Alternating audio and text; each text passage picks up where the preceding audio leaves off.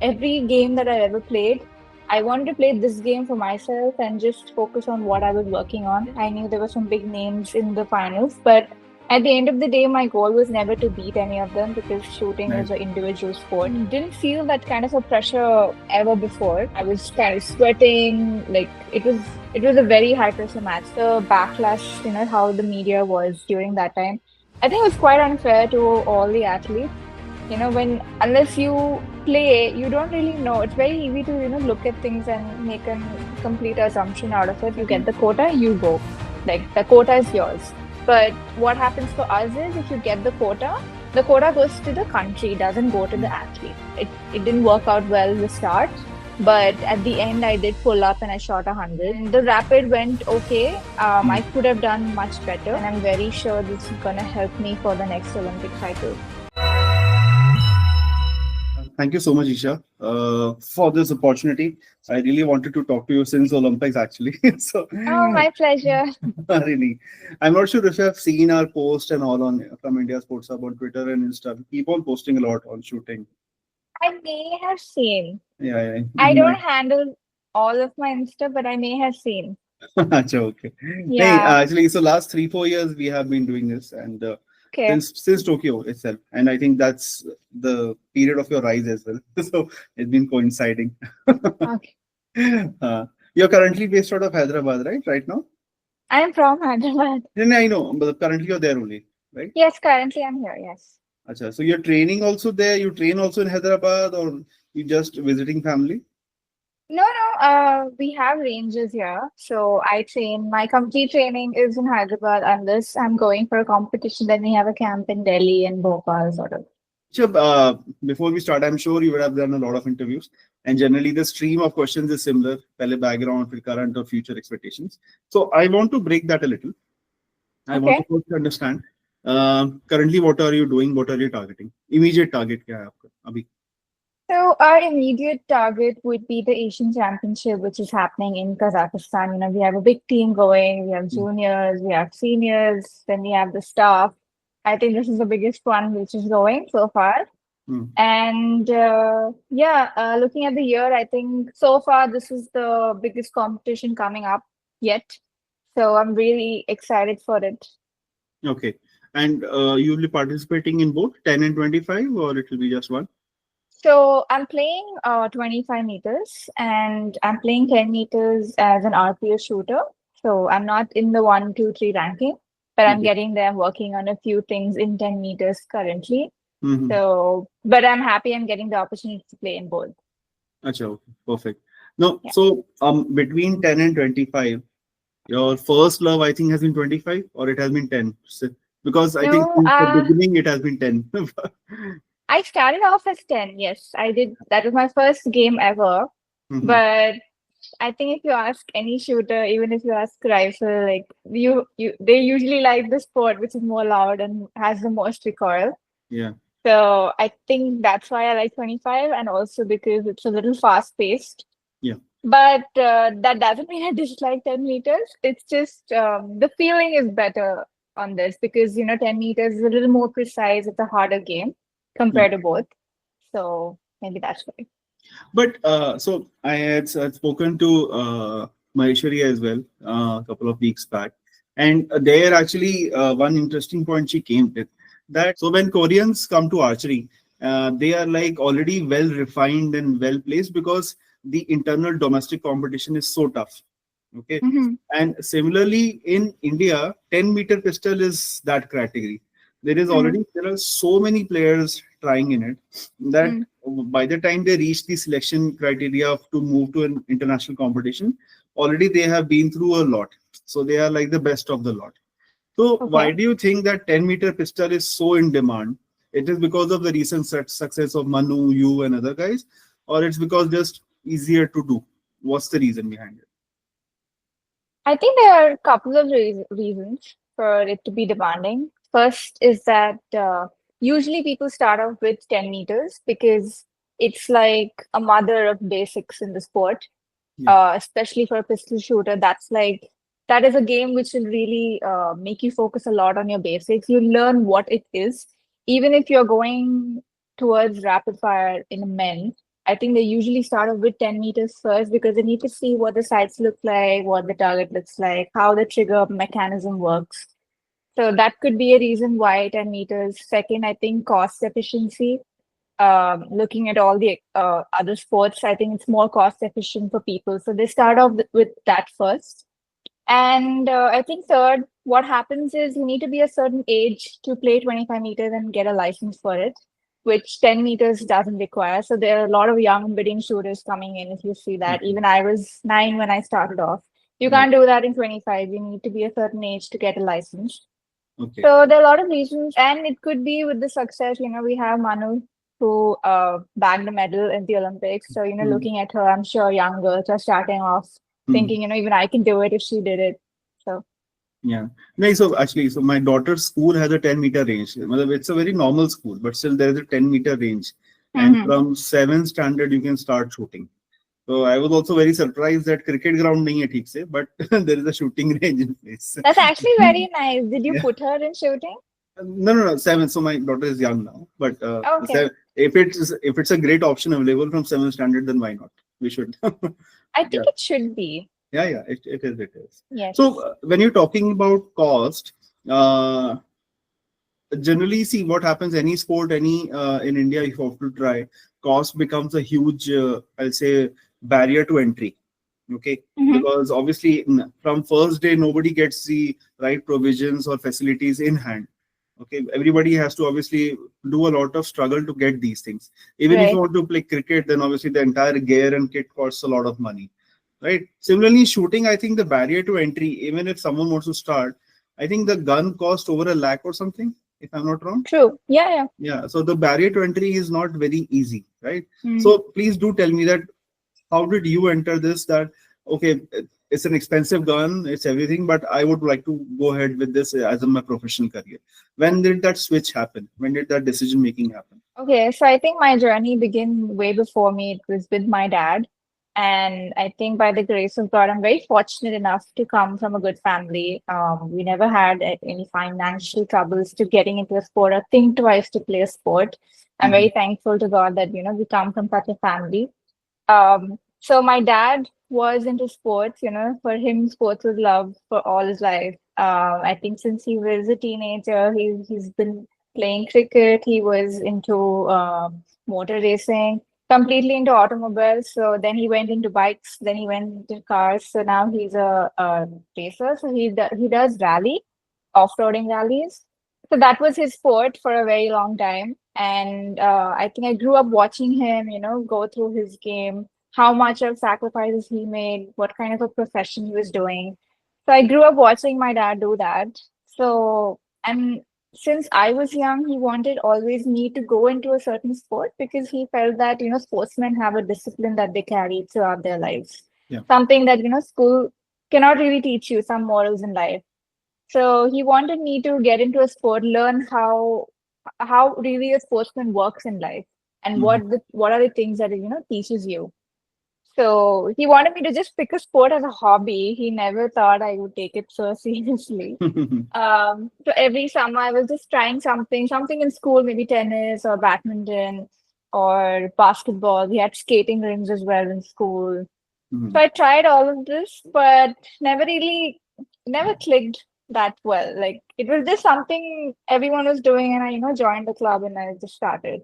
But then it was a very random Sunday, and then I went along with my dad when he was visiting his friend who is a shotgun shooter. So he just called him in the morning, and I somehow ended up going with him that morning, even though I don't like waking up so early because it was Sunday. But I went along with him and I saw it for the first time.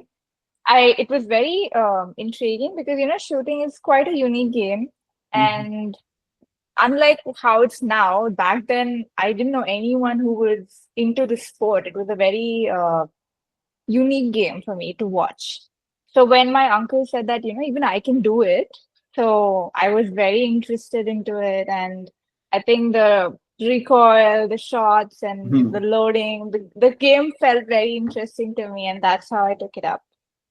Oh, nice. This was which Yes. age? I was 9 years old. You're 9 years old, okay. And so Yeah. at that point of time, is the gun different for kids than what it is there for right now, or it's the same Yeah, gun? so continuing that story, what happened is, so when I said yes, then they took me to an armory. So an Okay. armory is a room, where you have Yeah, all yeah. the weapons stored. Hmm. So he was a shotgun shooter. So because I saw that, that's the game I knew. So I wanted to pick it up, but I was still small. I mean, a 9-year-old, like even Yeah. now, a shotgun is quite heavy for us. Uh, So I almost fell back. So then I took the rifle. Then I think the only thing I could lift was a 10-meter pistol. So that's how I took up 10 meters. And okay. I think in the starting they suggested that start off with 10 and then maybe you can see. So that's what usually happens, everyone starts off with the 10 meters. Okay.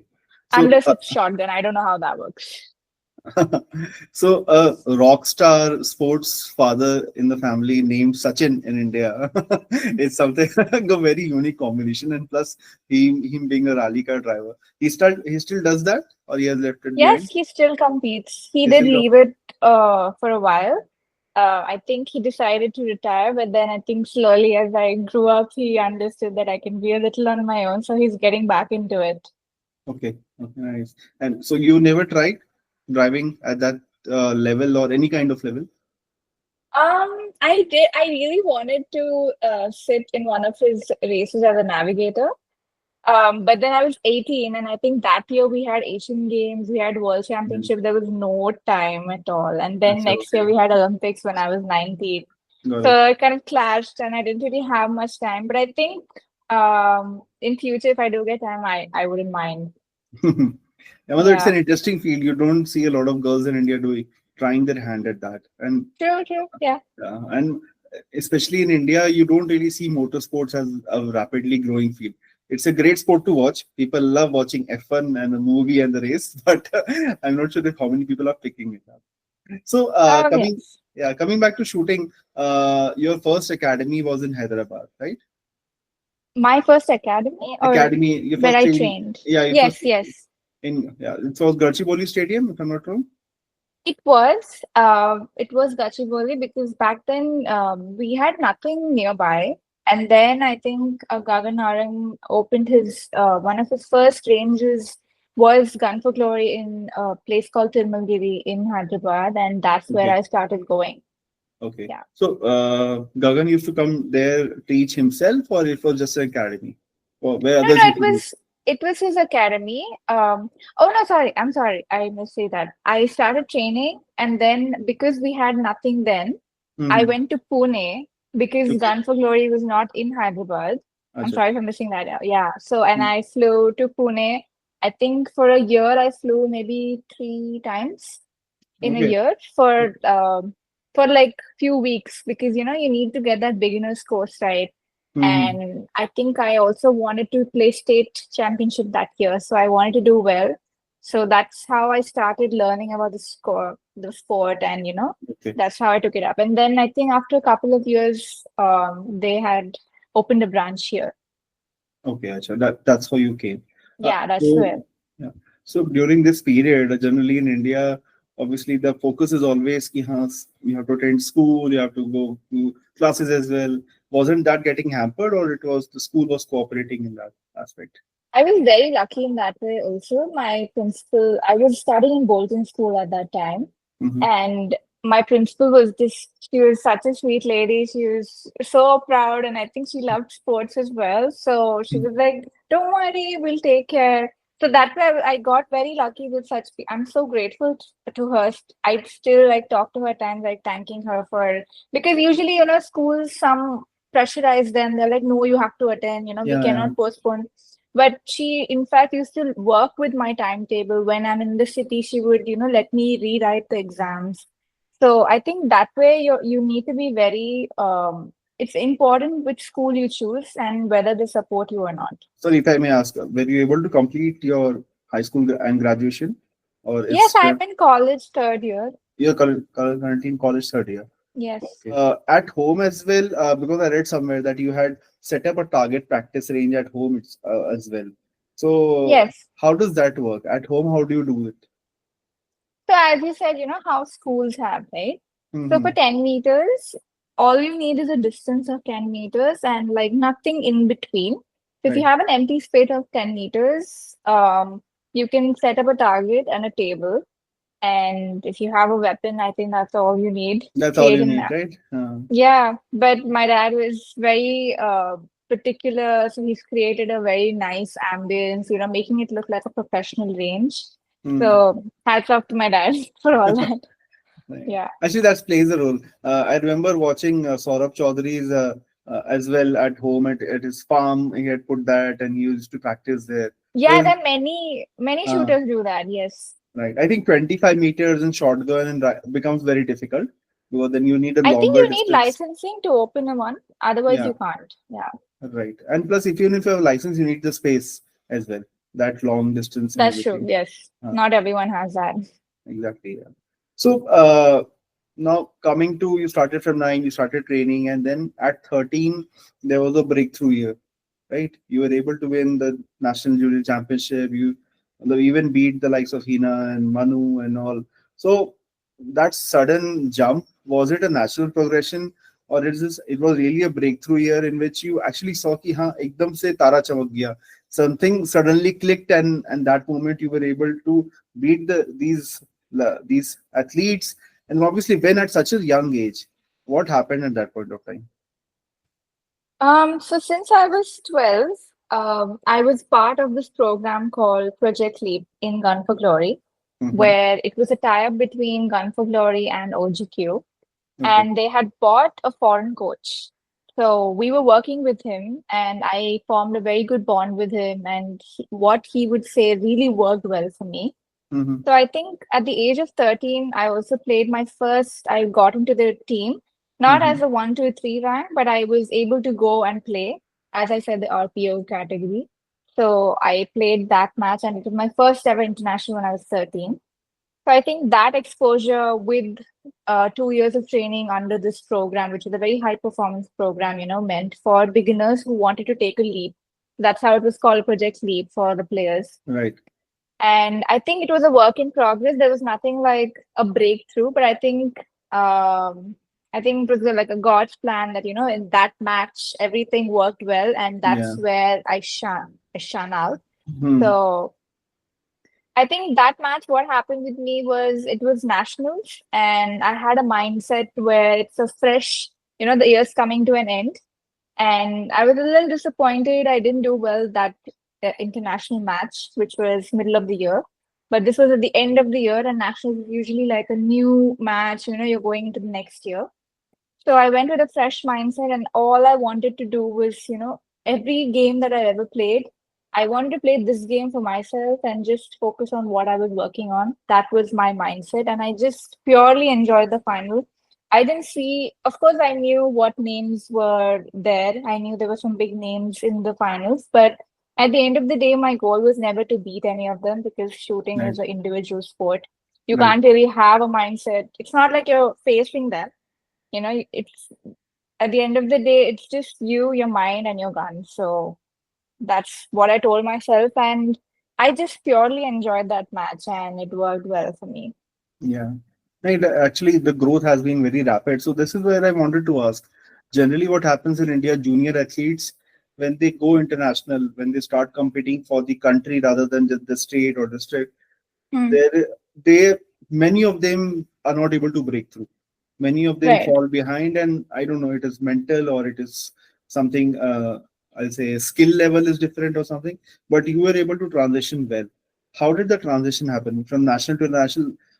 Was it something that you felt as a national progression as well here as well?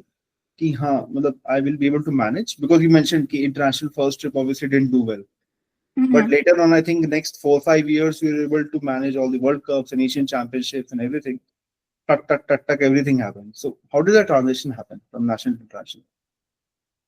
I think what happens as the issue you mentioned with, a lot of young players, they go for one international and then they're just Yeah. gone. You don't see them again. I think my personal view would be that what happens is when they do go and they do play, suppose they did play well or they played bad, whatever it was, they differentiate that match from every other match. Mm, So just because it's named a World Cup or Asian Championship, that doesn't mean you play differently. mm, It's the same target, it's the same gun. It's how you approach the match. So if you make it in your head like, oh my God, this is a World yeah. Cup, like I'm gonna, do this, like I'm gonna give my best score. It Mm, doesn't work like that. In fact, it's like you have to keep it as simple as possible. Treat it like every other match. That's where you really enjoy your game because if otherwise you're just like letting it get to your head. So that's how I've kept it all these matches, no matter what the title says for the match. Of yeah. course, I know back of my mind how important the match is, but that doesn't change my technique. Mm. No, so looking back, I mean, not the Olympics, before that, which Mhm. is that one international game that really has been stuck in your mind till now? मतलब it's as a no, both things. One as a very very bad memory, and one as an excellent memory. मतलब which So makes then you happy. that's two then. Two then, yeah. Give me two. Okay. I'll start off with a good one. Yeah, yeah. I think the one international which I feel was a phenomenal performance by me was the Jakarta um, Asian Championship, where we had the quota match. Yeah. I think that was the first quota match of 2024. Mhm. And it was quite crucial because we did need quotas in the Bristol team, but we didn't have much from that year. Mhm. So there were a few more spots left. So we needed quotas, and I knew that I was in the final. So usually when it's a quota match, as I said, these names get into your head. So as an athlete, you know what kind of a pressure you're facing, and I think that was a very loud audience as well. Mhm. Um, so it was a different game. I've never played a quota competition before. Never really got into a finals. It was my first for a lot of things, and my first time at that range, new range. So I didn't feel that kind of a pressure ever before. It was quite high, and I would I was kind of sweating. Like it was a very high pressure match for me. But I liked how, again, as I said, just reminding myself that all I have to do is just execute what I've been doing all these days. So the way I managed that pressure and how I was in my zone, that was something I really liked about it. And the fact that I won gold with such a high margin. Mhm. So I think all of these things made it a very memorable match for me. Fantastic. And Yeah. the bad one? Um, I think the bad one I would say would be that first international that I That's played. okay. Yeah. But I think I can excuse myself thinking it was my first. Yeah. So, but then again, there were certain things, but that match was a very big learning for me. That's something I like about it. I learned so many things out of that match. So, I never look at it as a bad match. In fact, I think these matches really build me up. Right. Yeah, obviously, and I think mental game is much bigger than actual skill in That's shooting. true. Yeah. Sometimes it's not always about the outcome. You need to look at how much effort you put in, and you can sometimes just pat yourself on the back that you did your best. Yeah. And I've seen your previous interviews as well, and you focus a lot on mental aspect as well. So, Yeah. tell me, if you're not in a competition today, how's your general schedule like from morning to night? What is your schedule like? It's usually the same because, off competition schedule doesn't mean we have completely off from training. Obviously, yeah. It's just maybe a little less intense in training.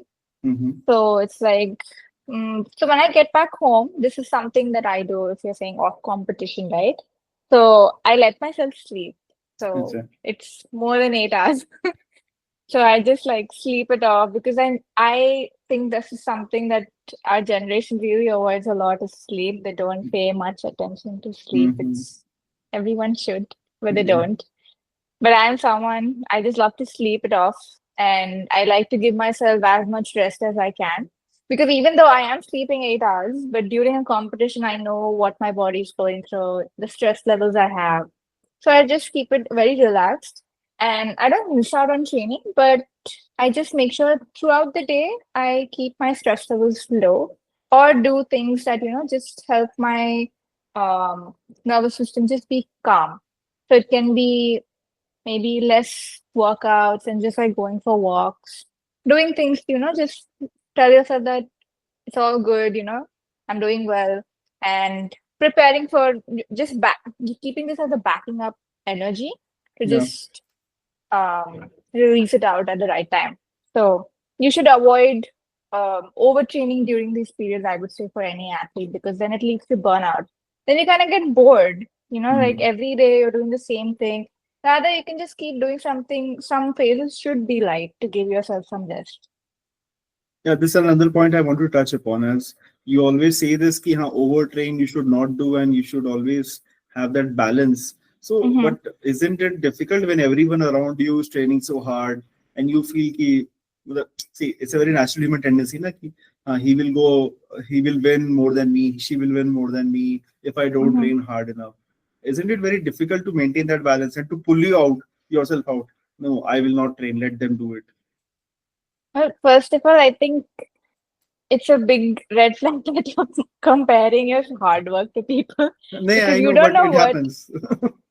No, I'm not saying you do it. I'm just saying that first comparing like aspect itself is quite bad Hmm. because you don't know what they're doing rest of the time. So just by looking at a few moments, you can't just say someone's working harder. Of course, I'm not saying you shouldn't work harder. What I mean by not training more is Hmm. that just focus on quality training sometimes or work on some other aspects. Just keep it a little different and keep it, how do I say, keep it a little relaxed.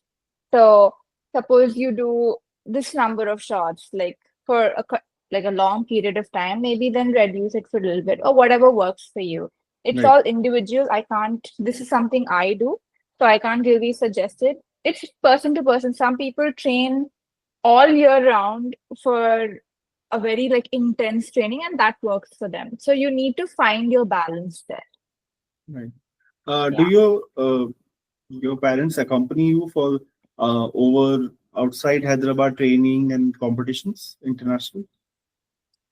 Yeah, at times they do. Mostly my dad does. Okay. I think almost all the competitions he accompanies me. I think he's my biggest supporter, my biggest cheerleader. So most of the time my dad comes, my mom is slowly getting into the routine. That's it. So So sometimes, yeah, the reason was for asking was how involved are they in your training and your day-to-day affairs? Because generally, a lot of athletes, when they cross a certain threshold of international, they are on their own. Parents do mhm. come, but obviously they are not involved day to day. So how involved are they, your father especially, in your training, in making sure that you are having a healthy mix of training, mental, plus competitions, plus growth, everything? My dad plays a huge role. Like I've, I've said it many times, like my credit all goes to my dad because I think without him, I would have never really come to this stage. I would have never become who I am. Without his push, without his passion for me, I would have never won any of these titles that I have today. So I think a parent's role plays a big, big, major aspect in a athlete's life, even if you maybe don't see them there, but at the background every child's parent is doing something or the other for them. Yeah. So I would definitely give credit to my parent, my mom, my dad. My mom looks at more of my education side, creating that balance. My dad is always looking up, even if I do have a coach, if I have a workout trainer, he still keeps a track on what I'm doing. He Right. makes sure everything is in place. So he's like an overall manager for me. So even though it's an individual sport, uh, without a team, there is no individual, right? That's true. Yeah. Yeah. So when we talk about Isha's team, who's there in Isha's team? I think in my team, it would be my parents first. Then I think the rest of my family who also support me. Then Oh, I think would come the support staff that we have from the NRI. I think this is the whole team, I would say. okay. And Yeah, generally, obviously, but the entire team is not always there in all your competitions, right? true. Hmm. So does it make any difference in your, I'll say, performance, or it's okay when you're able to manage it? So I think we work in a way that even if none of them are able to come and I'm just there all by myself, I can handle it. So that's how I train. Like, I don't like to be dependent on anyone.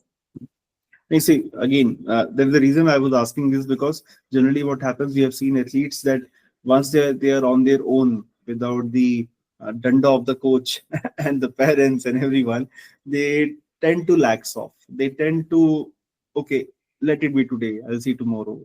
So what I've heard about you, obviously, that you don't do that. You are very disciplined and focused when you're if you're alone as well. Is that from since childhood, or is it been recently that you have developed that knack? I think I'm like this from childhood. Like, Hmm. yeah, because suppose, for example, even if I go out with my friends or someone, I don't get a call because they know how I am. They know what I'm doing. So I think I've built that trust with my parents because they've seen me. I think and I think even the morals my mom has always taught me since I was a kid, that's also embedded into me. Hmm. So I am actually like this since I was a kid because I just feel like if you're doing something, just I think discipline is a key for that. And Hmm. if you don't have that, then you don't achieve. Obviously, it will make sense that because you didn't, keep it up, that's why you didn't get whatever you wanted. So, but when you know you've been on track, it's a different kind of a confidence boost because you know yourself that I've given it all. I was disciplined. I did everything right. So Hmm. when on the days when you lack confidence, these things really back you up. I think this helps in your longevity in the game. Otherwise, there are That's true, people. yeah. Otherwise, there are people who come and do well for a couple of years, but then they Hmm. disappear. The people who Yes. stay long enough have this kind of attitude and mentality which you are carrying. No, Thank you. so yeah. So now I have one controversial question for you, and then I'll move on to the next one. Uh, Okay. there have been two Olympic cycles in when you have become professional and doing well. Tokyo Yeah. 2020, obviously you would have been sad that you couldn't go.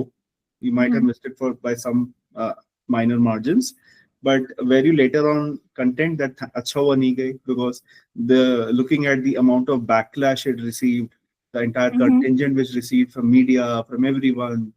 They win in World Cups, but they never do good in Olympics and all that. So that would have been a little content for you. Ki, okay, I did not go. Next time I would be able to do better.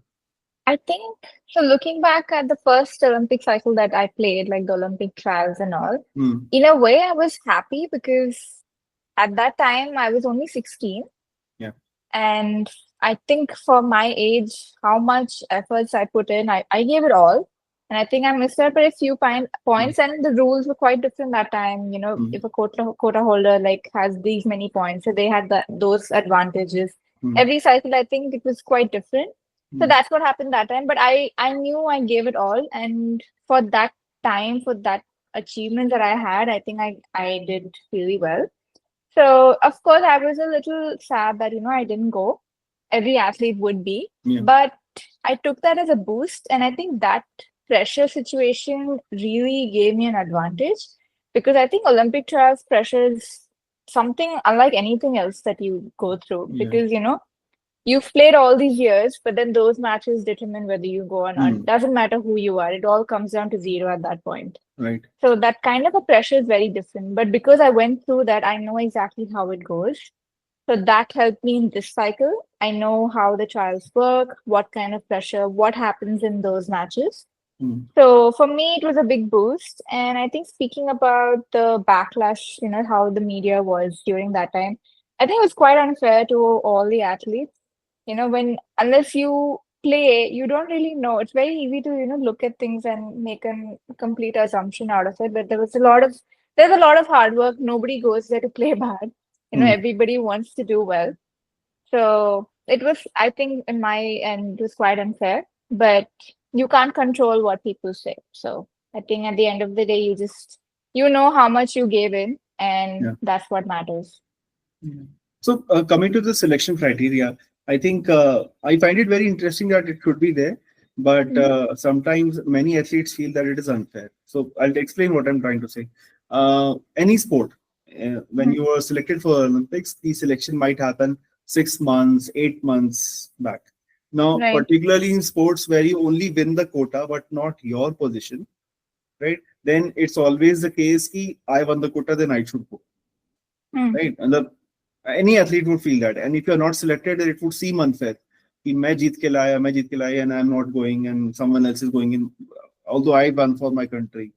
Do you feel that's the case with many athletes, and the selection process is somewhat harsh, or do you feel that it's absolutely perfect that at least at that point of time, the people who are selected are the ones who are doing the best at that moment of time and will do good in the Olympics as well, which we saw this year, which we saw Hmm. with the results. There were some good results, some fourth positions as well, which came. But Right. obviously, yeah, it somewhere it would pinch an athlete, right? I won the quota, but I'm not going. Hmm.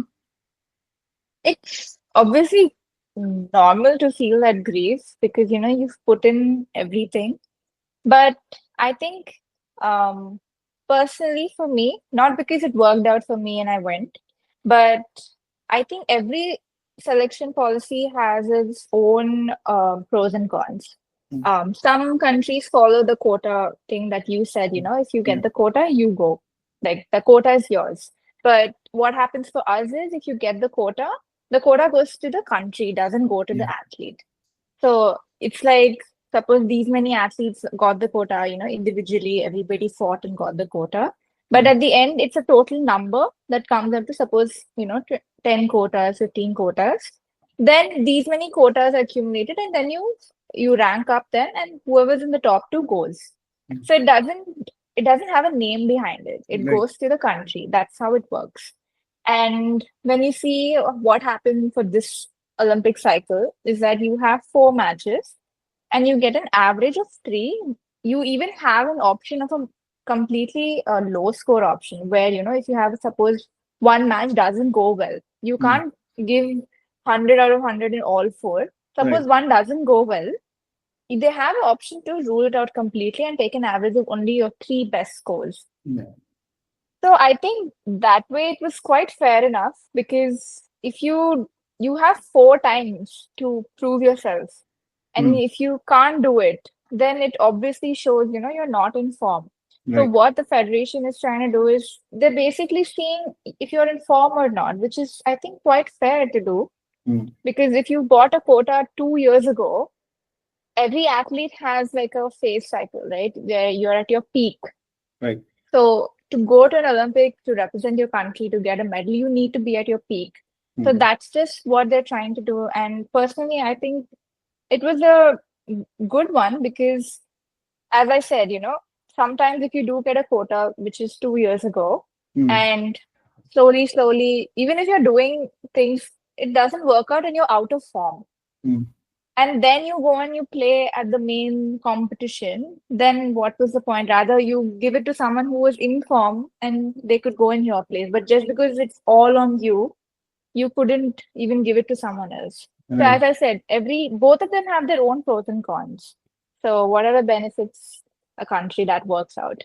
Right. Because we saw the results this year and they were good. Obviously, they could have been better, but Yeah. still, they were good. Three, four And for me, positions. I think a biggest advantage we had is, as I said, when you're at that particular competition, the OSC trials, you are faced with immense pressure. Right. And that really helps you perform at the Olympics as well.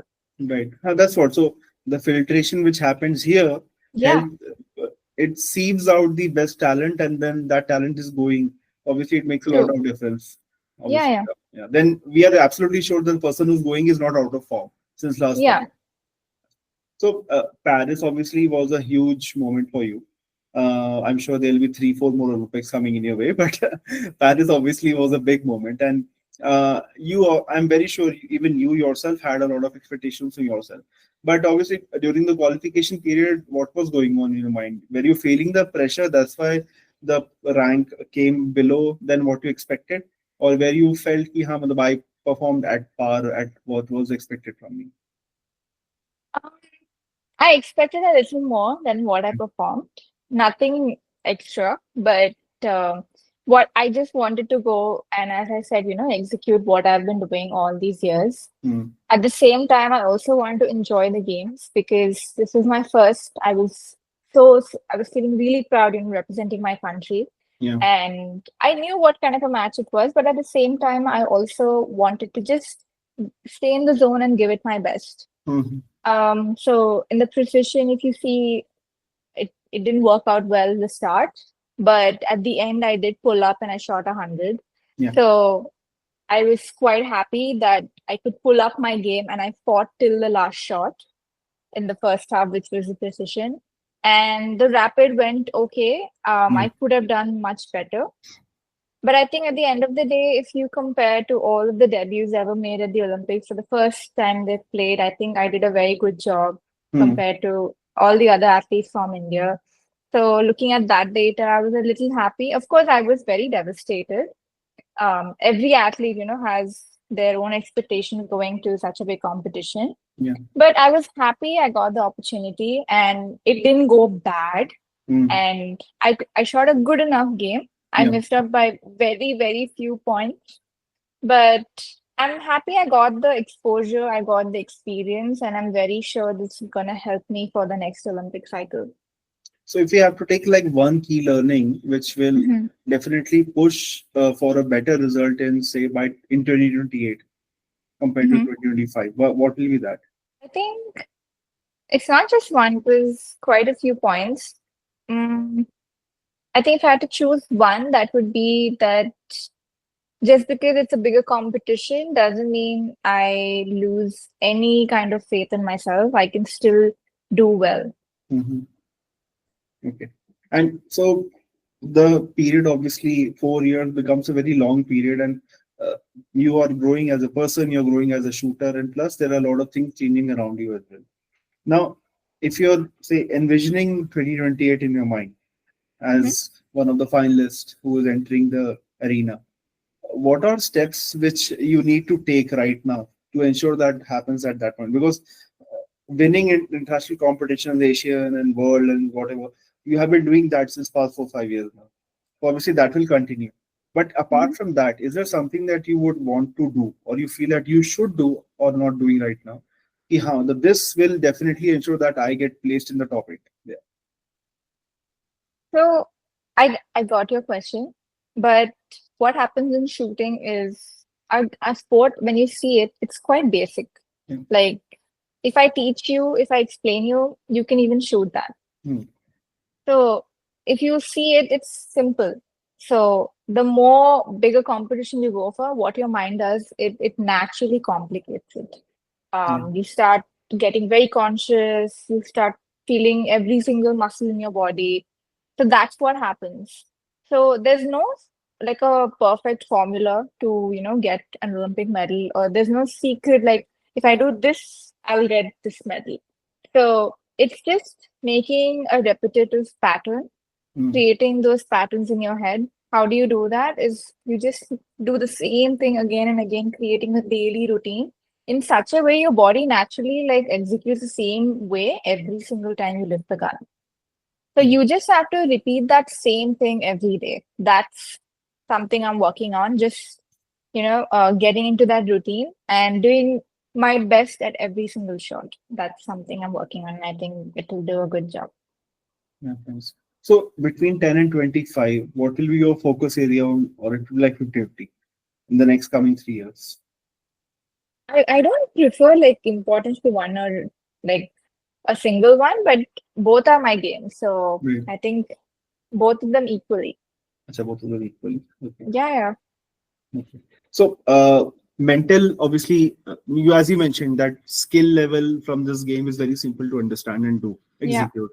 But I think the where the major aspect comes is the mental attitude, where True. you are standing in the arena, the level of the competition, and the level Hmm. of audience as well from the arena which is sitting there makes a lot of difference. So, are there any mental exercises that you're doing daily, either meditation or yoga or something that you emphasize upon to ensure that yes, you are at peace no matter what competition it is there or what competitors are there?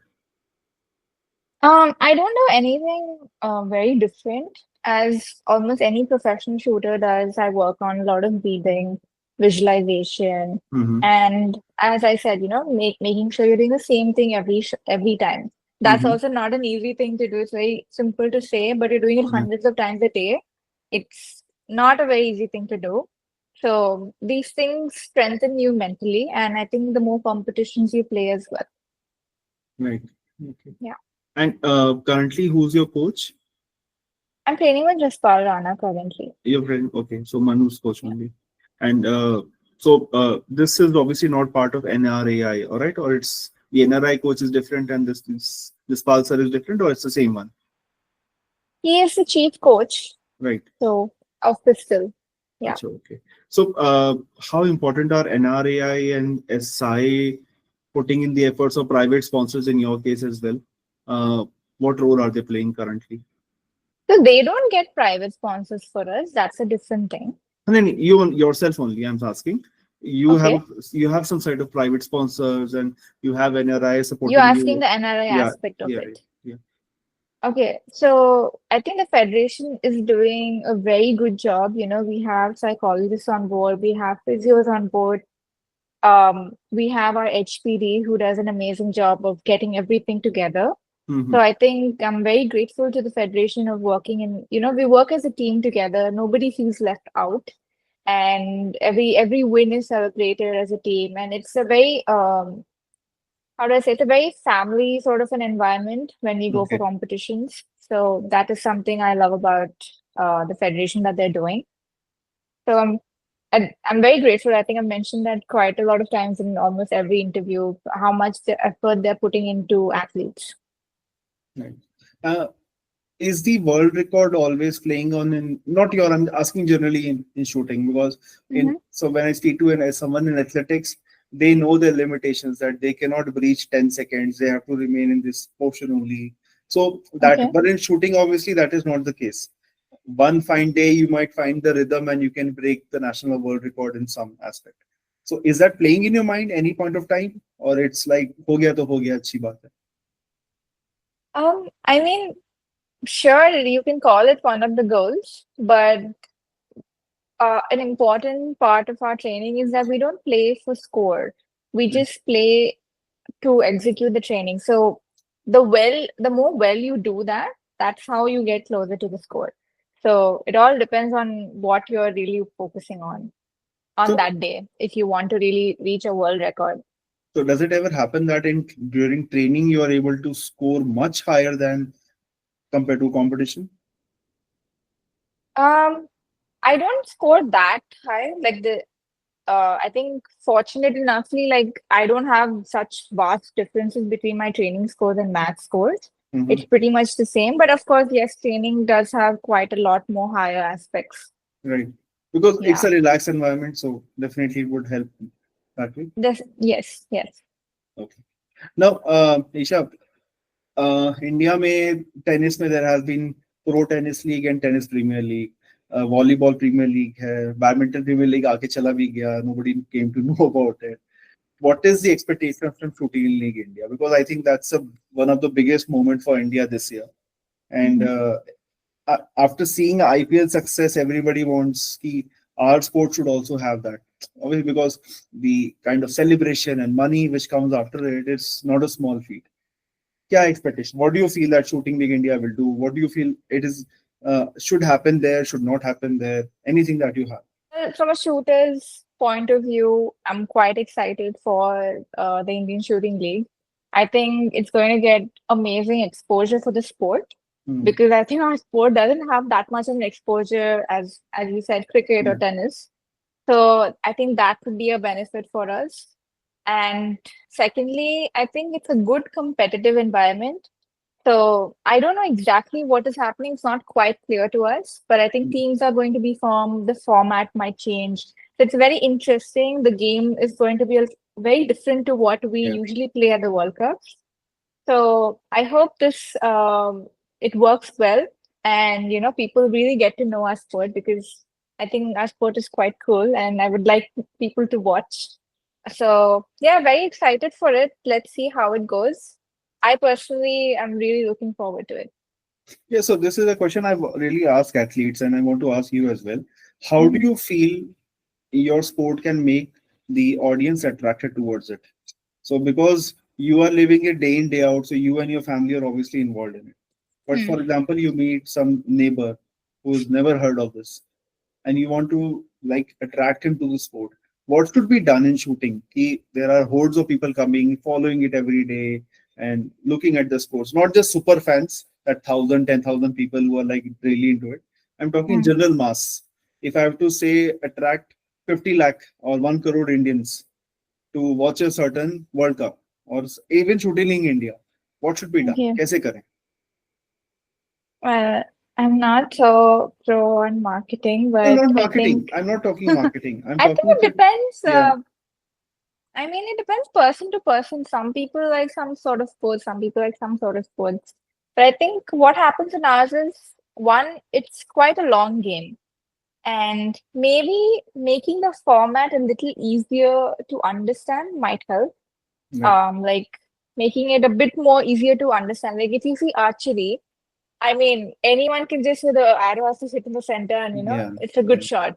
Yeah, That's what people look at archery. I know their numbers, but I think for us, what happens is, then there's rifles, then it goes into decimals, yeah. then there's three positions, standing, kneeling, and so I True. think just making that format a bit easier, not changing it. Mm. It's just the way you approach to an audience, making it a bit more easier to understand that way. Maybe that could help. And I think rest all Yeah, but I still haven't been able to depends. explain to my wife why it is called 10.9 and whatnot. Why not 10 and 11? Simply. Exactly. Yeah. So Yes. maybe someone to explain that before the game starts could be great. Right. I think this is definitely one great idea where Yeah. someone can speak about this, ki why this sport is like this and why it happens. Yes. It definitely helps. Because that's Because, the question even I get. Like people, even if my friends are watching, they're like, I watched your match, but I couldn't understand anything. right. And Yeah. at least in 25 meters, you can hear the bang.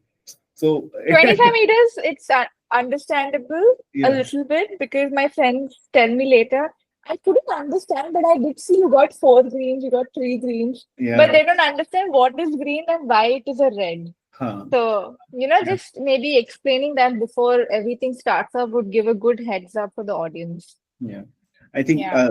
yeah, this is, I think, from a story that the fox goes to the grapevine and not able to take the grapes, then he says the grapes are sour. I think that happens in India a lot. I'll tell you why. Because Yeah. whenever you try to push someone to a sports and it's not easy to understand. Obviously, cricket, if you start explaining to someone who doesn't know cricket, it's very difficult. But people are playing since childhood, so wo pata hai logo ko कि No, what I think happens when. cricket is quite easy to No, it's understand. I not. mean, You talk to a person bat where ball, wicket. you talk to a person who has never understood, and you will try explaining ki what is bowling average, what is economy rate, what is LBW. They'll be like, "वो क्या हो रहा है?" Compared to that, shooting is Okay. easier. If Yeah, you talk about IPL and the statistics, then yes, you're yeah. right. It's very Yeah. difficult, but because we have lived through it all our life, it's very easy for us Mm-hmm. as Indians. But Yeah, what yeah, happens when you true. start seeing gymnastics and the score is 13.542? 542 क्या है? What is point? Similarly in shooting, 10.9 and 10.8 and what is Yeah, so I 9? think these sports, as I said, maybe something, I don't know how they'll do it, but maybe a little heads up for everyone to know what the sport is about. Yeah. Yeah. Actually, we are trying to do this. So we have launched our own India Sports Hub app where you can watch live scores of all the Oh, Olympic sports. So there, we oh, have created a section called rules, where we have written the rules, what happens, why it happens, how it is oh, read. that's Yeah. great then. But तो अब क्या हो गया कि people are like scrolling a lot on their phone. Nobody sits and Hmm. reads. So we have to find a different way of communication so that people can understand it. But it's actually a very good concept. The more you make people aware, then Yeah. the more they come to you rather than running away. कि Yes. नहीं समझ में आ रहा है. So actually that helps a lot, definitely. I'm very excited about Shooting League India. I hope it succeeds. I really want it to succeed because there are at least 15 to 20 leagues which are happening in India right now. If you in a year, and if you Oh, ask, wow. yeah, if you ask any common person apart from IPL or maybe Pro Kabaddi League, they or ISL, they won't be able to speak about anyone else. So I'm not sure why it is not marketed that way, why people are not attracted towards it. But shooting league area is something definitely should work because it's a big sport. It's not a small one sport. That's true. There are the pistol, rifle, shotgun. There are multiple categories, multiple people playing. Mm-hmm. So definitely something that we are looking forward to. Well, I'm glad you're looking forward. No, definitely. I'll be there in person to do to definitely cover it. Oh, nice. Then I'll get to meet you. No, we'll meet. Definitely, we'll meet there. But so currently this year, which are the major competitions you're targeting apart So we from have Asian Kazakhstan? Yeah. Championship. We have Asian Championship, and then we have World Championship, which will be the last of the internationals at the end of the year, which is in Egypt. So Mhm. that will be a major one. And then we have Indian Shooting League. Right. Okay. Yeah. Thankfully, ISSF has, I think, created that space in the calendar so that it's not conflicting with other two events or tournaments. Yes. Yeah. So that's actually a good thing, so that international participants can also come. Yeah. Uh, who's your favorite international shooter? I have a couple of them. I think now that we're talking about my sport, then I would say Anna Kurakaki is definitely one of my favorite pistol shooters. She's an amazing athlete to look at and watch her game. She just does it so differently from others, and she's super focused when she's shooting. You can see it in her eyes. When did you play her last with her? Oh, we played this World Cup in Munich. Right. Okay. Yes. Okay. And nationally, apart from yourself, who's your favorite shooter? I think I would say her again Acha. because she's someone I really look up to, and she's an amazing, lovely person to talk to. And, she's taught me a lot of things as well. Even when you speak to her, she's never really like a closed book. She's rather like, come and ask me, like, I'll help you out. She's that kind of a person. So, really amazing. In your regular schedule, are you able to catch up on movies or books or something? Or it's like, Yes, I love movies. which I one did love you watching movies. which one did you last watch? Oh, there's this movie called Pelli Chupulu. It's a Telugu movie that I Acha. rewatched with my mom. That's the latest one I watched. Okay. Acha, Yeah. okay. So you're able to speak what, three, four languages? No, I can speak only three. Three. Acha, okay. Yes. That's amazing. I think, Isha, thank you so much. If there's anything else you would like to speak upon, I'll be happy because I just wanted to be in the flow and discuss with you. Being a big fan of your shooting, I've watched most Thank of the you. competitions, and I'll definitely catch up in person with you as well. And Yes. yeah, and rooting for your success at Kazakhstan. Uh, Thank you so much. I really had a fun time talking to you. Absolutely, absolutely. And thanks to Anant and Cletus from your team, Cornerstone. Really supportive, and thank you for arranging this. Yes, we Hopefully, have a very good team at Cornerstone.